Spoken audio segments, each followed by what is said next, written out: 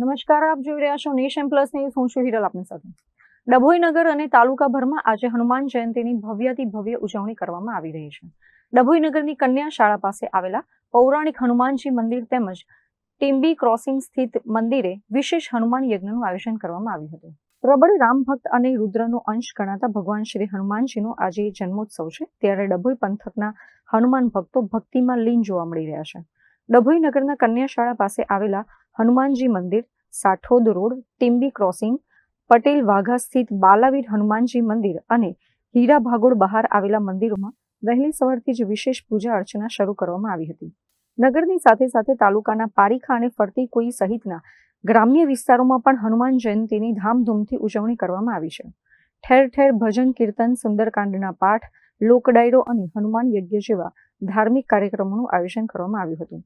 અત્રે ઉલ્લેખનીય છે કે હનુમાન જન્મોત્સવ નિમિત્તે વિવિધ મંદિરોમાં મહાપ્રસાદનું પણ આયોજન કરવામાં આવ્યું હતું, જેમાં હજારો શ્રદ્ધાળુઓએ પ્રસાદ ગ્રહણ કરી દાદાના આશીર્વાદ મેળવ્યા હતા. શ્રદ્ધા અને ભક્તિના આ મહાપર્વે ડભોઈવાસીઓએ હનુમાનજીના ચરણે શીશ નમાવી સુખ શાંતિની પ્રાર્થના કરી હતી. મોડી રાત સુધી મંદિરોમાં ભજન અને સત્સંગની હેલી જોવા મળશે. મીત માછી, નેશન પ્લસ ન્યૂઝ, ડભોઈ.